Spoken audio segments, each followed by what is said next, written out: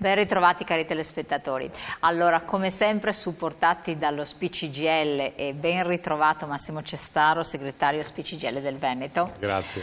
Andiamo a parlare di una situazione spinosa, ovvero il potere di acquisto delle pensioni che mi sembra non cresca tanto, l'inflazione, quindi quanto va a pesare l'inflazione su queste pensioni che hanno avuto una pseudo rivalutazione, vero segretario? Certo. E quindi calcoli alla mano, vediamo che cosa si è mosso, cosa non si è mosso, cosa bisognerebbe naturalmente anche fare, quindi anche un intervento poi politico alla luce della situazione che stiamo vivendo, di agitazione generale, insomma, di mobilitazione anche da parte del sindacato dei pensionati nei confronti di questa legge di bilancio che non è stata ancora approvata definitivamente. Allora, ai noi, da che cosa incominciamo per analizzare la situazione? Allora, incominciamo intanto diciamo dall'inflazione che riguarda tutti. La slide numero 2, che è, non so se compare. No, adesso la mettono in onda, sì, l'inflazione per le famiglie, eccole qua. Esatto, nel senso che cominciamo a precisare un po', ma in maniera abbastanza semplice, questo dato, nel senso che l'inflazione, diciamo, quella definita dal governo nel triennio 21-23 è stata calcolata attorno al 17%. Però il chilo di zucchero costa uguale sia per chi ha una pensione o una retribuzione bassa e chi ha una retribuzione alta. Quindi è evidente che il prezzo dei generi alimentari o comunque insomma luce, acqua, gas incidono di più sulle retribuzioni più basse, percentualmente sulle retribuzioni più basse. Forza. E quindi abbiamo fatto questo calcolo, e quindi è la slide numero 2, se possiamo rimetterla in onda, è appunto l'inflazione per le famiglie con minore capacità di spesa. Quindi quel 17% che abbiamo detto prima, che è un po' la media del pollo, diventa un'inflazione del 23% considerando il quadriennio 21-24, del 23%, 23,5%. Questo è diciamo, l'impatto dell'aumento dell'inflazione sulle famiglie che hanno una capacità di spesa, diciamo, medio-bassa. 23% è tanto, calcolando che nel 2024 invece che arrestarsi, poco, però un più 1% c'è stato. Sì, diciamo questo dato risente dei dati inflattivi, come vedete, del 2022 e 2023, dove c'è stata questa bolla inflattiva determinata da vari fattori, non ultimi la guerra in Ucraina, quindi le vicende del gas e quindi tutta la parte energetica che ovviamente incide sui beni di consumo che vengono trasportati, quindi la benzina, eccetera, eccetera, tutta la catena che più o meno conosciamo, che ha prodotto questo tipo di inflazione. Passando alla slide numero 3, parliamo di rivalutazione delle pensioni. Parliamo della rivalutazione delle pensioni, quelle fino a 4 volte il minimo. Che sarebbero quindi... Che sono nel 21 erano circa 1.600 euro netti e nel 24 erano 1.600-1.700 netti. Ok, questa rivalutazione... Allora, le pensioni fino a 4 volte il minimo sono state sempre rivalutate al 100% rispetto all'inflazione, mentre le pensioni più alte sono state rivalutate in misura inferiore. Non entriamo nel merito di questa cosa qua, ma ci faremo un'altra puntata, però ci interessa segnalare che cosa? Che le pensioni considerate medio-basse, quindi 4 volte il minimo, sono state aumentate in questi anni, dal 21 al 24, del 16%, 16,2%. Allora, facendo due conti, se l'inflazione cumulata è del 23,5, rivalutazione del 16,2, abbiamo un piccolo gap. Esatto, e questa cosa la vogliamo mettere in evidenza perché per effetto della rivalutazione che è stata fatta in questi anni di inflazione molto alta, le pensioni, anche quelle medio-basse, sono cresciute molto in valore assoluto.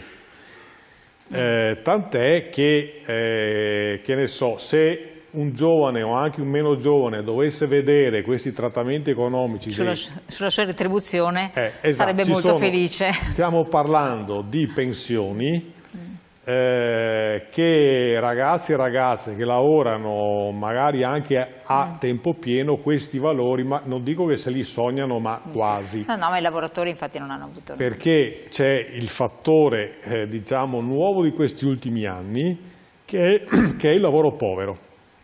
Cioè persone che lavorano anche a tempo pieno, anche in settori anche piuttosto interessanti, che però dal punto di vista dei trattamenti economici risentono del fatto che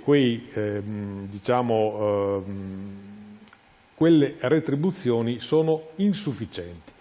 Se poi ci mettiamo che c'è una quantità enorme di lavoro precario, di lavoro flessibile, di part-time involontario, eccetera, eccetera, capiamo che diciamo, per molti di questi giovani, ma anche meno giovani, questi valori non sono neanche ipotizzabili. Delle pensioni sono dei valori, come si dice, però questo deriva dalla rivalutazione che è stata fatta per effetto di un'inflazione molto alta. Certo, però comunque anche i lavoratori in sé per sé con una retribuzione medio-bassa non hanno visto questa rivalutazione nelle vostre paghe, esatto, ed è un dato di fatto. Esatto, ecco, prima i nostri telespettatori hanno visto le sedi dello CGIL, perché come sempre andate a farvi fare il calcolo delle pensioni presso le sedi che sono elencate, quindi mi raccomando, chiamando prima i numeri di telefono, scrivendo una mail per prenotare un appuntamento, è sempre molto utile. Segretario, io qua vedo andamento costo della vita e pensioni 2020-2024, c'è un'altra slide interessante, perché fa emergere un divario, parlando di pensioni, perché se paragoniamo con i redditi abbiamo già visto che, vabbè, dove vediamo pensioni 6 volte il minimo, quello che diceva lei, o 4 volte il minimo, 6 volte il minimo hanno avuto più 8% di rivalutazione, giusto? Esatto. Quindi la metà rispetto alla rivalutazione di quelle 4 volte al minimo, che sotto un certo profilo potrebbe anche essere considerato equo, perché guadagni di più, rivaluti di meno.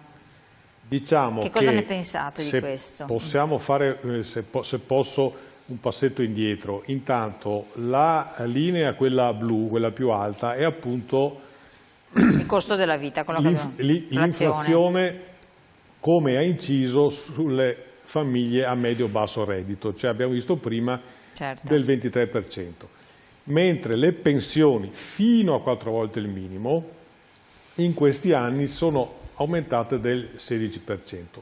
Perché abbiamo fatto questo grafico qua? Per dire, è vero che in valore assoluto, per effetto dei meccanismi di rivalutazione, le pensioni medio-basse sono state, diciamo, significativamente rivalutate, ma ci interessava e ci interessa far presente che comunque sono sempre largamente inferiori rispetto all'aumento del costo della vita.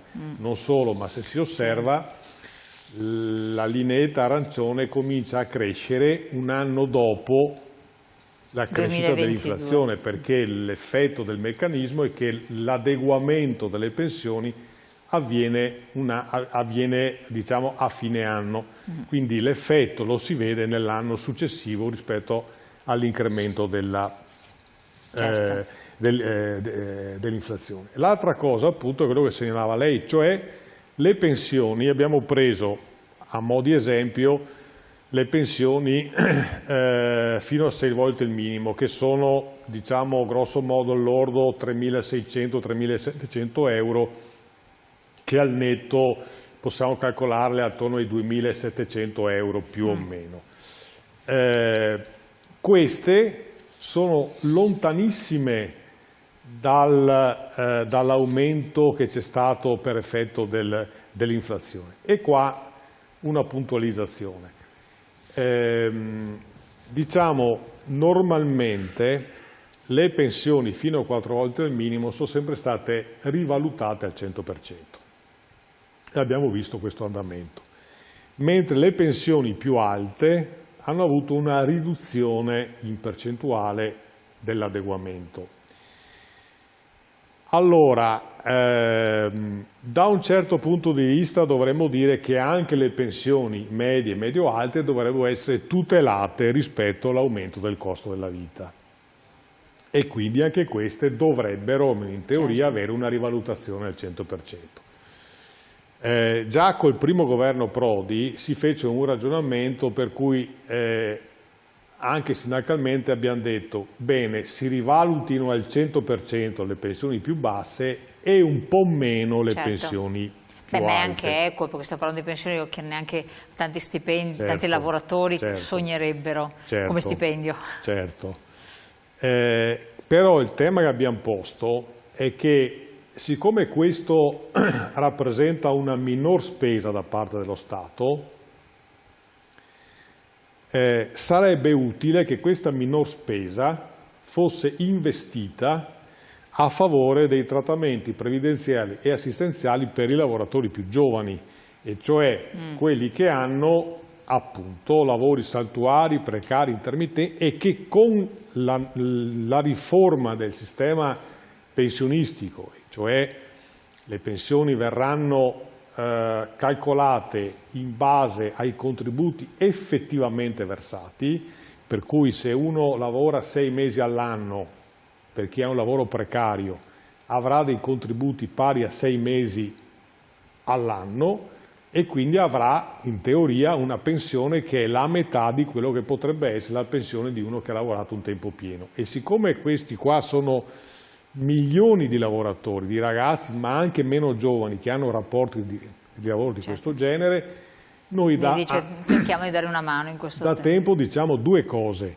Primo, bisogna mettere le mani sul mercato del lavoro, perché non è possibile che ci siano milioni di persone che non sono in grado di avere un rapporto di lavoro che gli consenta di vivere dignitosamente. Segnalo che c'è anche un problema di natura costituzionale da questo punto di vista.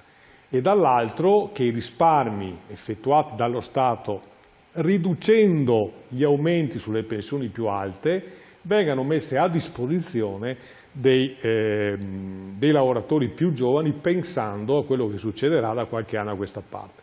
Perché stante così come stanno le cose, se non ci saranno interventi significativi, noi tra alcuni anni avremo una popolazione di poveri.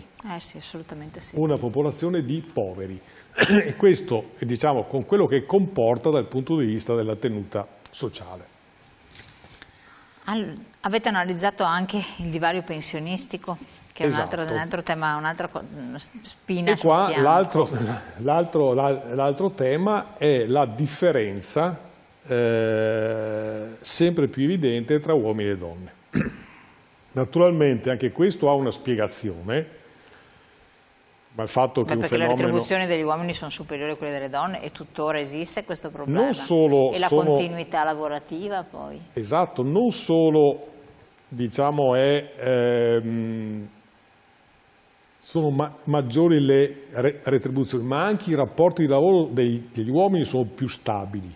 Sì. Nel senso che, siccome alle donne viene chiesto ancora, purtroppo, di essere quelle che garantiscono, diciamo, i tempi di cura in famiglia, molto spesso la donna si trova a dover decidere tra la vita familiare e la vita lavorativa. Ora, alcune possono scegliere la vita lavorativa, altre non se lo possono permettere. Non se lo possono permettere e scelgono la vita familiare. Oppure, come spesso succede, scelgono il part-time. A volte succedono che è lo stesso datore di lavoro che in qualche modo impone il lavoro part-time prevalentemente alle donne. E questo produce un effetto, e lo vediamo in questa slide, la numero 5, Di oltre 700 euro tra il livello medio praticamente tra uomini e donne. Se vedete, questa differenza è aumentata nel corso degli anni, cioè nel 2021 la differenza, sempre stiamo parlando invece che di diminuire è aumentata. Esatto, la differenza retributiva pensionistica tra uomini e donne nel 21 era di 704 euro, la differenza nel 2023 è di 758 euro, cioè sto fenomeno aumenta e lo vediamo ancora meglio nella slide numero 6. Cioè quello che praticamente con assegni fino a 1.000 euro lordi al mese, esatto. su 12 mesi gli uomini c'è un 20%, cos'è questo? Sì, nel 21 erano 51, quasi 52.000 gli uomini che stavano sotto i 1.000 euro, nel 2023 sono diminuiti perché per effetto della rivalutazione, dicevo prima, sono aumentate le pensioni, quindi sono diminuiti i maschi che stanno al di sotto dei 1.000 euro. Ma sono aumentate le donne? Ma sono aumentate le donne. Cioè è drammatico, sono diventate 203.339, quindi l'80,4%. Nel cento complessivo di pensionati al di sotto dei 1.000 euro, certo, sono diminuiti gli uomini, sono aumentate le donne e quella percentuale che era del 79% nel 2021 è diventato l'80%. Allora allo Stato conviene comunque tenere più donne perché le paga meno. Andiamo in pubblicità con questa battuta e torniamo tra poco.